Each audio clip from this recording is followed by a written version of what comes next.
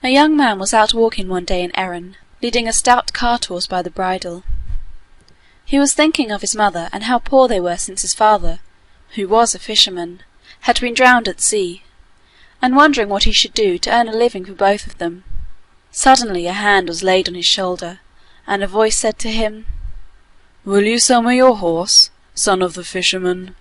And looking up he beheld a man standing in the road, with a gun in his hand, a falcon on his shoulder, and a dog by his side. "What will you give me for my horse?" asked the youth. "Will you give me your gun, your dog, and your falcon?" "I will give them," answered the man, and he took the horse, and the youth took the gun and the dog and the falcon, and went home with them. But when his mother heard what he had done, she was very angry, and beat him with a stick which she had in her hand. "That will teach you to sell my property," said she, when her arm was quite tired. But Ian, her son, answered her nothing, and went off to his bed, for he was very sore. That night he rose softly, and left the house carrying the gun with him. "I will not stay here to be beaten," thought he, and he walked, and he walked, and he walked, till it was day again, and he was hungry and looked about him to see if he could get anything to eat. Not very far off was a farmhouse, so he went there, and knocked at the door, and the farmer and his wife begged him to come in and share their breakfast. "Ah, you have a gun," said the farmer, as the young man placed it in a corner. "That is well, for a deer comes every night to eat my corn, and I cannot catch it. It is fortune that has sent you to me." "I will gladly remain and shoot the deer for you," replied the youth, and that night he hid himself, and watched till the deer came to the cornfield. Then he lifted his gun to his shoulder, and was just going to pull the trigger, when, behold, instead of a deer, a woman with long black hair was standing there.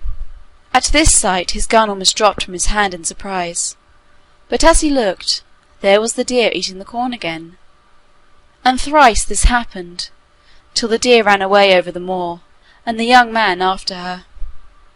On they went, on and on and on, till they reached a cottage, which was thatched with heather. With a bound the deer sprang on the roof, and lay down where none could see her. But as she did so, she called out, "Go in, fisher's son, and eat and drink while you may." So he entered, and found food and wine on the table, but no man, for the house belonged to some robbers, who were still away at their wicked business. After Ian, the fisher's son, had eaten all he wanted, he hid himself behind a great cask, and very soon he heard a noise, as of men coming through the heather, and the small twigs snapping under their feet. From his dark corner he could see into the room, and he counted 24 of them, all big, cross-looking men.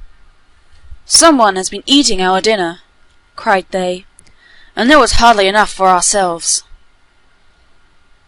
"It is the man who is lying under the cask," answered the leader.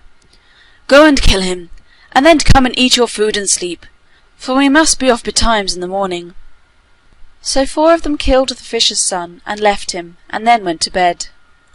By sunrise they were all out of the house, for they had far to go. And when they had disappeared, the deer came off the roof, to where the dead man lay. And she shook her head over him, and wax fell from her ear, and he jumped up as well as ever. "Trust me, and eat as you did before, and no harm shall happen to you," said she. So Ian ate and drank, and fell sound asleep under the cask. In the evening the robbers arrived, very tired, and crosser than they had been yesterday, for their luck had turned, and they had brought back scarcely anything. "Some one has eaten our dinner again!" cried they. "It is the man under the barrel," answered the captain. "Let 4 of you go and kill him, but first slay the other 4, who pretended to kill him last night, and didn't, because he is still alive." Then Ian was killed a second time, and after the rest of the robbers had eaten, they lay down and slept till morning. No sooner were their faces touched with the sun's rays than they were up and off. Then the deer entered and dropped the healing wax on the dead man, and he was as well as ever. By this time he did not mind what befell him, so sure was he that the deer would take care of him. And in the evening, that which had happened before happened again. The 4 robbers were put to death, and the fisher's son also. But because there was no food left for them to eat, they were nearly mad with rage, and began to quarrel. From quarrelling they went on to fighting, and fought so hard that by and by they were all stretched dead on the floor. Then the deer entered, and the fisher's son was restored to life, and bidding him follow her, she ran on to a little white cottage, where dwelt an old woman and her son, who was thin and dark. "Here I must leave you," said the deer, "but tomorrow meet me at midday in the church that is yonder." And jumping across the stream, she vanished into a wood. Next day he set out for the church, but the old woman of the cottage had gone before him, and had stuck an enchanted stick called the Spike of Hurt in a crack of the door, so that he would brush against it as he stepped across the threshold. Suddenly he felt so sleepy that he could not stand up, and throwing himself on the ground he sank into a deep slumber, not knowing that the dark lad was watching him. Nothing could waken him, not even the sound of sweetest music, nor the touch of a lady who bent over him. A sad look came on her face, as she saw it was no use, and at last she gave it up, and lifting his arm wrote a name across the side, "The daughter of the king of the town under the waves." "I will come tomorrow," she whispered, though he could not hear her, and she went sorrowfully away. Then he awoke, and the dark lad told him what had befallen him, and he was very grieved. But the dark lad did not tell him of the name that was written underneath his arm. On the following morning the fisher's son again went to the church, determined that he would not go to sleep, whatever happened. But in his hurry to enter he touched with his hand the Spike of Hurt, and sank down where he stood, wrapped in slumber. A second time the air was filled with music, and the lady came in, stepping softly. But though she laid his head on her knee, and combed his hair with a golden comb, his eyes opened not. Then she burst into tears, and placing a beautifully wrought box in his pocket, she went her way. The next day the same thing befell the fisher's son, and this time the lady wept more bitterly than before, for she said it was her last chance, and she would never be allowed to come any more, for home she must go. As soon as the lady had departed, the fisher's son awoke, and the dark lad told him of her visit, and how he would never see her as long as he lived. At this the fisher's son felt the cold creeping up to his heart, yet he knew the fault had not been his, that sleep had overtaken him. "I will search the whole world through till I find her," cried he, and the dark lad laughed as he heard him. But the fisher's son took no heed, and off he went, following the sun day after day, till his shoes were in holes and his feet were sore from the journey. Nought did he see but the birds that make their nests in the trees, not so much as a goat or a rabbit. On and on and on he went, till suddenly he came upon a little house, with a woman standing outside it. "All hail, fisher's son," said she. "I know what you are seeking. Enter in and rest and eat, and tomorrow I will give you what help I can, and send you on your way." Gladly did Ian the fisher's son accept her offer, and all that day he rested, and the woman gave him ointment to put on his feet, which healed his sores. At daybreak he got up, ready to be gone, and the woman bade him farewell, saying, "I have a sister who dwells on the road which you must travel. It is a long road, and it would take you a year and a day to reach it, but put on these old brown shoes, with holes all over them, and you will be there before you know it. Then shake them off, and turn their toes to the known, and their heels to the unknown, and they will come home of themselves." The fisher's son did as the woman told him, and everything happened just as she had said. But, at parting, the second sister said to him, as she gave him another pair of shoes, "Go to my third sister, for she has a son who is keeper of the birds of the air, and sends them to sleep when night comes. He is very wise, and perhaps he can help you." Then the young man thanked her, and went to the third sister. The third sister was very kind, but had no counsel to give him, so he ate and drank and waited till her son came home. After he had sent all the birds to sleep, he thought a long while after his mother had told him the young man's story, and at last he said that he was hungry, and the cow must be killed, as he wanted some supper. So the cow was killed and the meat cooked, and a bag made of its red skin.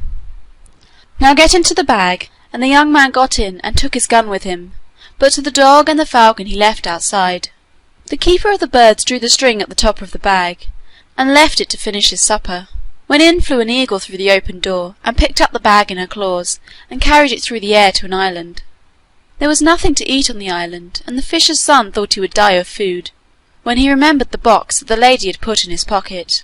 He opened the lid, and 3 tiny little birds flew out, and flapping their wings they asked, "Good master, is there anything we can do for thee?" "Bear me to the kingdom of the king under the waves," he answered. And one little bird flew on to his head, and the others perched on each of his shoulders, and he shut his eyes, and in a moment there he was in the country under the sea. Then the little birds flew away, and the young man looked about him, his heart beating fast at the thought that here dwelt the lady whom he had sought all the world over. He walked on through the streets, and presently he reached the house of a weaver who was standing at his door, resting from his work. "You are a stranger here, that is plain," said the weaver, "but come in, and I will give you food and drink." And the young man was glad, for he knew not where to go, and they sat and talked till it grew late. "Stay with me, I pray, for I love company, and I am lonely," observed the weaver at last, and he pointed to a bed in a corner, where the fisher's son threw himself, and slept till dawn. "There is to be a horse race in the town to-day," remarked the weaver, "and the winner is to have the king's daughter to wife." The young man trembled with excitement at the news, and his voice shook as he answered, "That will be a prize indeed. I should like to see the race." "Oh, that is quite easy, anyone can go," replied the weaver. "I would take you myself, but I have promised to weave this cloth for the king." "That is a pity," returned the young man politely, but in his heart he rejoiced, for he wished to be alone. Leaving the house he entered a grove of trees which stood behind, and took the box from his pocket. He raised the lid, and out flew 3 little birds. "Good master, what shall we do for thee?" asked they, and he answered, "Bring me the finest horse that ever was seen, and the grandest dress, and glass shoes." "They are here, master," said the birds, and so they were, and never had the young man seen anything so splendid. Mounting the horse he rode into the ground where the horses were assembling for the great race, and took his place among them. Many good beasts were there which had won many races, but the horse of the fisher's son left them all behind, and he was first at the winning post. The king's daughter waited for him in vain to claim his prize, for he went back to the wood, and got off his horse and put on his old clothes, and bade the box place some gold in his pockets. After that he went back to the weaver's house, and told him that the gold had been given him by the man who had won the race, and that the weaver might have it for his kindness to him. Now, as nobody had appeared to demand the hand of the princess, the king ordered another race to be run, and the fisher's son rode into the field still more splendidly dressed than he was before, and easily distanced everybody else. But, again, he left the prize unclaimed. And so it happened on the 3rd day, when it seemed as if all the people in the kingdom were gathered to see the race, for they were filled with curiosity to know who the winner could be.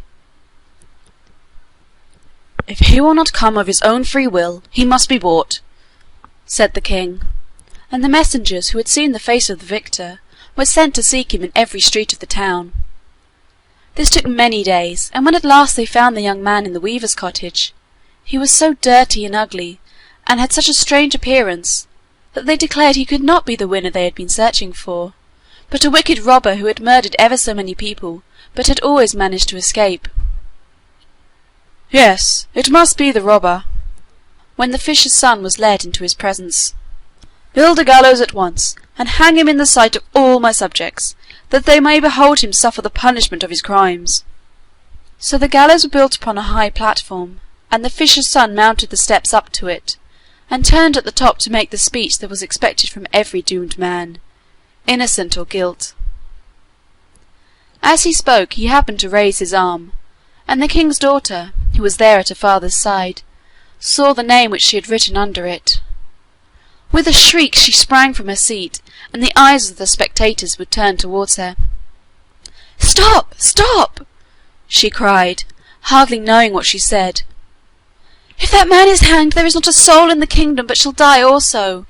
And running up to where the fisher's son was standing, she took him by the hand, saying, "Father, this is no robber or murderer, but the victor in the 3 races, and he loosed the spells that were laid upon me." Then, without waiting for a reply, she conducted him into the palace, and he bathed in a marble bath, and all the dirt that the fairies had put upon him disappeared like magic. And when he had dressed himself in the fine garments the princess had sent him, he looked a match for any king's daughter in Erin. He went down into the great hall where she was awaiting him, and they had much to tell each other, but little time to tell it in, for the king, her father, and the princes who were visiting him, and all the people of the kingdom, were still in their places expecting her return. "How did you find me out?" she whispered as they went down the passage. "The birds in the box told me," answered he. But he could say no more, as they stepped out into the open space that was crowded with people. There the princes stopped. "O kings," said she, turning towards them, "if one of you were killed today, the rest would fly. But this man put his trust in me, and had his head cut off 3 times. Because he has done this, I will marry him rather than one of you, who have come hither to wed me. For many kings here sought to free me from the spells, but none could do it save Ian, the fisher's son." End of The Enchanted Deer. This recording is in the public domain.